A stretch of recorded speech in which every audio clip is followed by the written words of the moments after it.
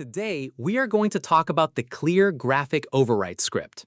This script works very simply.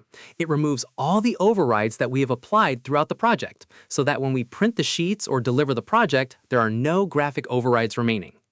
While working on the model throughout the project, we often need to apply overrides to many different elements, such as walls, doors, windows, or any other elements.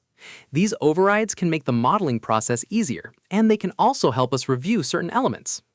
Instead of selecting each element individually and removing its override, this script makes the process easier. We can remove the overrides from all elements at once, from specific categories or from specific views. The first section is Scope.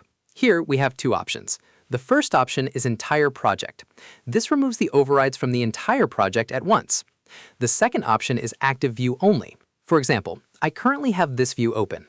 This option will remove only the overrides that I applied in this view, while keeping the overrides in the other views. This can be useful if I only need to clean the current view. Alternatively, if I have finished the project, I may want to remove all the overrides from the entire project. The second section is Filtering.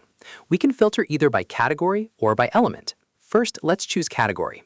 When I select Category, the tool displays all the categories that currently have graphic overrides. At the moment, I have overrides applied to walls, and I also have an override in one view. The tool also shows the number of affected elements. In this case, I only have these two walls with overrides. I can select all categories and click Clear Override. Alternatively, I can select a specific element. To do that, I click Select, choose the element, and then click Done. The tool shows me which wall I selected, including its element ID. Then I click Clear Override.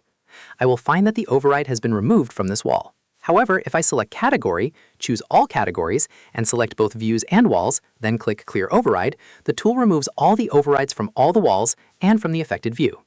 After that, I will find that there are no remaining items displayed in the list.